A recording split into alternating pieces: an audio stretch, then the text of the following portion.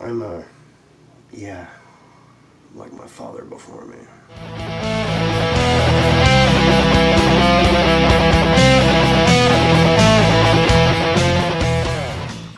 Mark Hamill, on October 17th, sent out the following tweet. I mentioned keeping Star Wars opinions to myself, and what happens? It triggers an avalanche of questions about the next one. All is yes, I'm in it. Other than that, just consider it. Episode 9! Comment! Alright. There's a lot of people like speculating about what that means. You know, it kind of sounds like he's in the same position he was in when he first signed up with this whole mess. Mark Hamill, like, they pulled a dump truck full of money in front of his house, unloaded all of it, and said, yeah, we're going to make more Star Wars. And then he goes, sweet. George Lucas is like, yeah, man, we're going to do this. It's going to be handled right. We just need you to be Luke Skywalker. But then, you know, George Lucas jumped out of the plane. He had his parachute. He landed somewhere in a, you know, Skywalker Ranch. And Kathleen Kennedy and the creative group at Lucasfilm decided that they were going a different direction.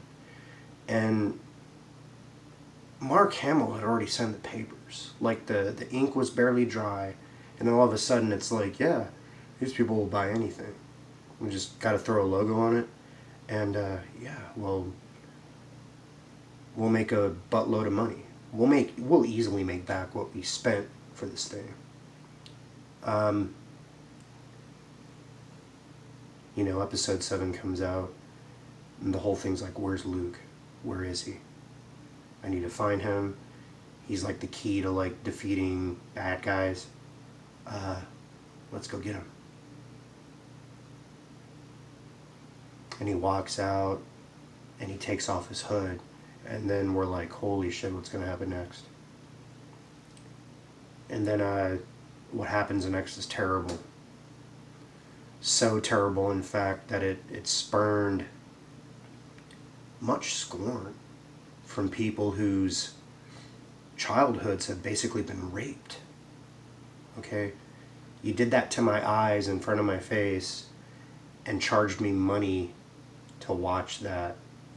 So what's going to happen in episode 9? Luke is back. Kind of. Disney's been pushing the new characters and not delivering much.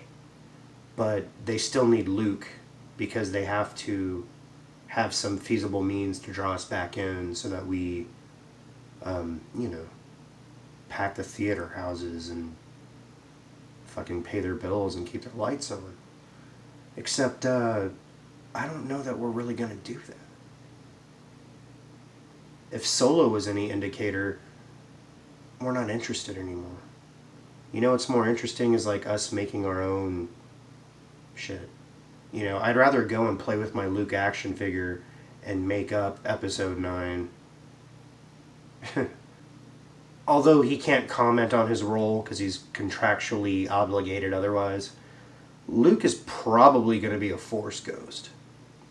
Which I don't understand why he would need to be a Force ghost because, well, Rey doesn't need a mentor.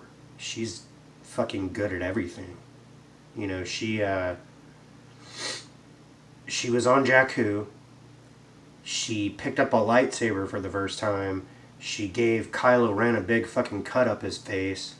And then she went and found Luke on Ahch-To. And then she was able to poke him in the head with a stick. And only Force Ghost Yoda could do that. So, you know, what does she need a mentor for? Or is Luke going to make good on his promise to haunt Kylo? Because he basically said that while he was doing Force astral projection. And he's like, strike me down in anger and I'll always be with you. And that would be interesting. You know, Kylo's like shirtless again, and he's washing his armpits, and then Luke just shows up and goes, "Boop." And I think Mark Hamill would totally be down to shoot that scene. So what would I like to see in Episode 9? Well, not that they're gonna listen to me. I'm just a little fucking fry in the pond of Star Wars at this point. I want to see an opening crawl that's like, you know, everything's fucked and like there's only one solution to all this, which is kind of a fucking joke at this point because I don't see a solution out of this trilogy.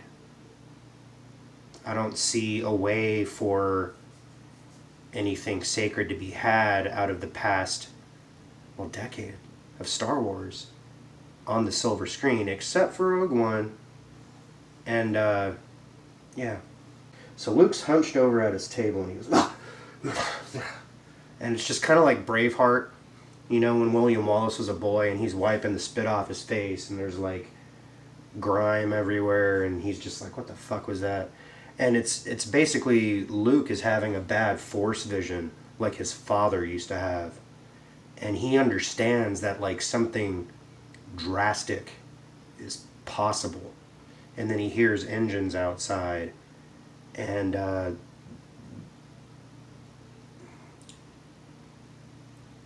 he goes and he stands on the fucking hill and he's thinking about it, and this girl walks up behind him and she's like, "I have this."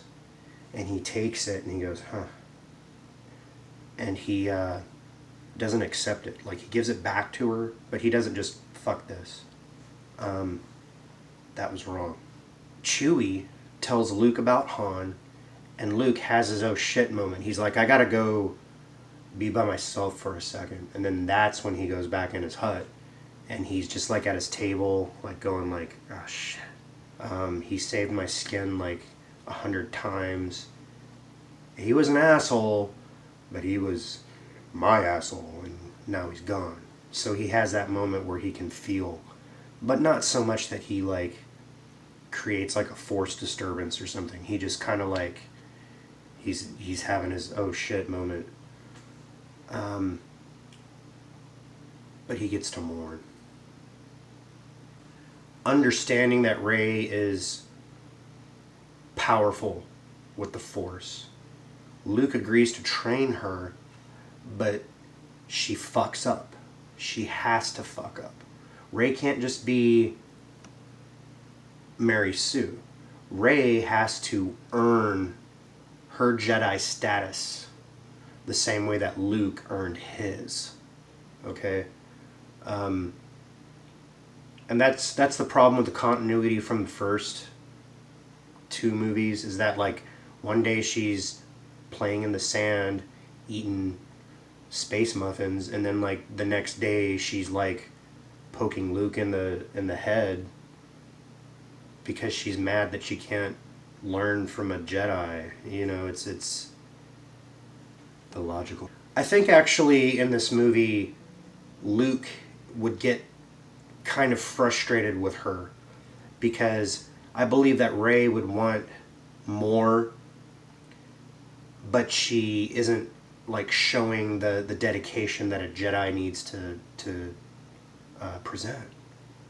You know, A Jedi must have the deepest commitment, the most serious mind. And I think at one point he's like, "Fuck it, I can't do anything with this kid," and he goes in his hut, and the Force ghost of Anakin should appear, okay, and kind of say like, "Look, you know, there are events in the galaxy going on that I can't tell you because of non-interference, but she needs to be trained. I'm here as your father telling you, please see this through. And don't lose your cool, because you know what happens when that happens. And, you know, just do the best you can. Love you, son." You know, we want to see that moment, and we want to know that Luke has been in touch with his father, and that he just hasn't been sitting on Octo butthurt and rubbing his ass, you know?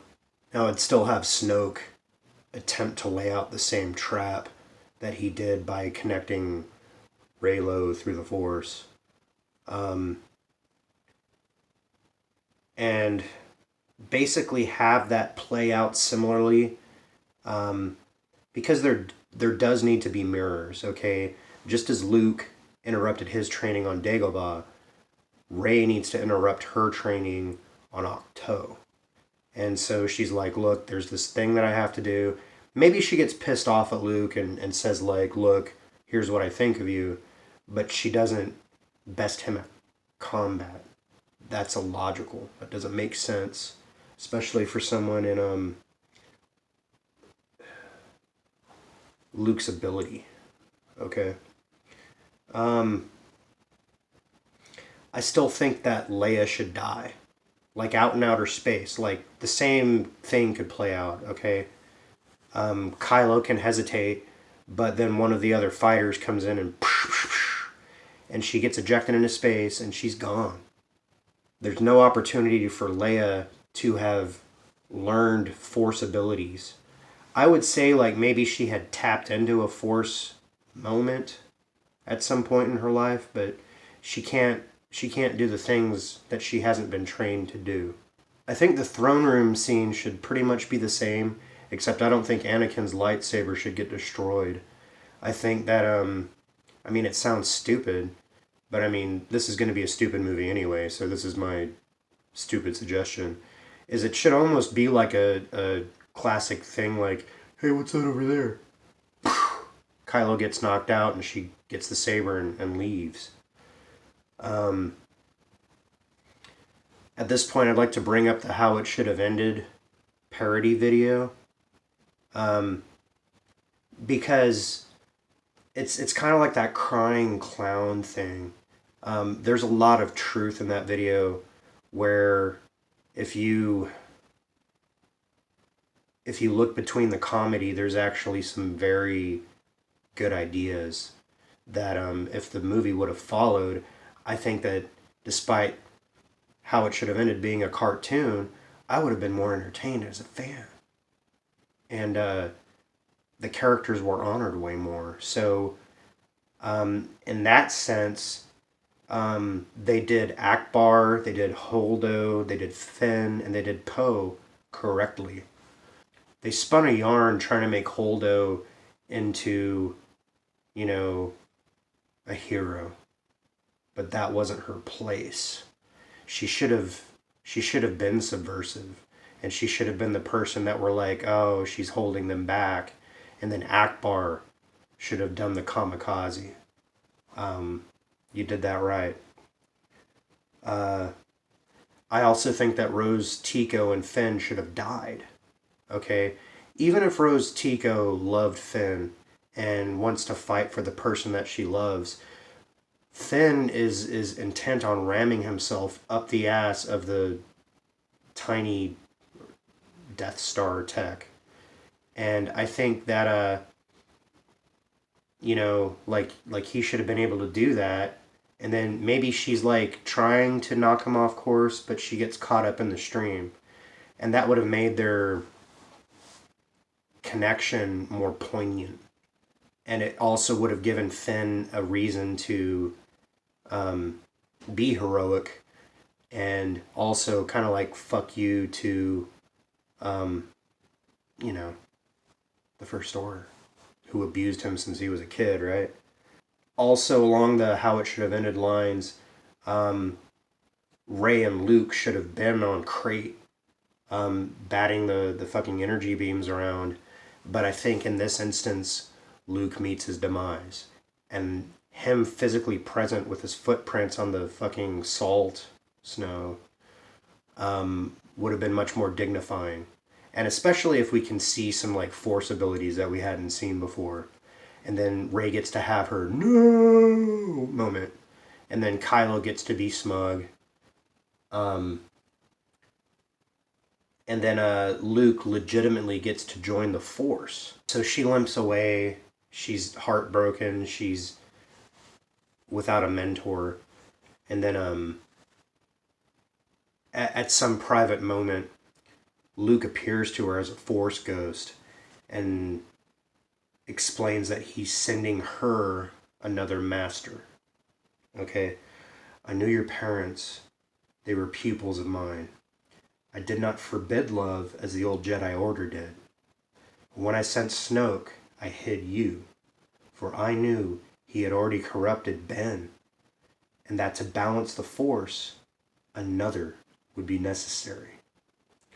Go to Ahch-To, practice, wait, and then Luke appears before Ahsoka Tano, who would be elderly by now, but there's like a fitting symmetry between how old Yoda was and how old Ahsoka relatively would be.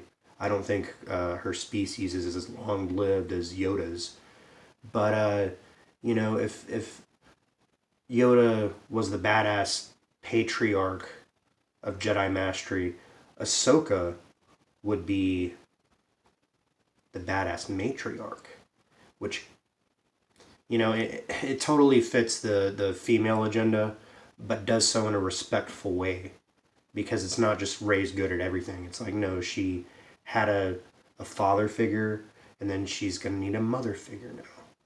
And it makes sense, especially since we saw Anakin earlier, that Luke would know who Ahsoka is, understand her connection to his father, and understand why she's the one who can teach Rey how to do what she needs to do. So, you know, Ahsoka shows up on Ahch-To, and she's training Rey in the ways of Grey Jedi. Because Ahsoka's faith isn't, like, shaken, but I think she understands a grander view of the Force from her own perspective, and because the Force seems to be, like, evolving in these movies anyway. And then I also think it's important that she's the one who programs R2 in the ways that George Lucas's early drafts mentioned, in the sense that he's sort of like the memory keeper. Like R2 is like an astromech holocron for all these events, because Luke has told her that these events are going to be important to the future of not only this galaxy, but another galaxy far, far away. Okay? And plus, Ahsoka has seen into time. Okay? I don't think, like, the temple rubbed off on her, but I think that she understands that all events are connected, and that there's meaning to all things, and that, you know, coincidence is not a factor in the will of the Force. So we see her training Rey, but Rey doesn't see her doing the R2 stuff, and maybe we don't even see the R2 stuff until, like, the final couple minutes when shit's going down. So yeah, Rey probably takes down Kylo and blows up the new Death Star. Phasma probably dies again. Porgs are probably going to be the new Ewoks. But the Jedi mantle at this point now belongs to Rey.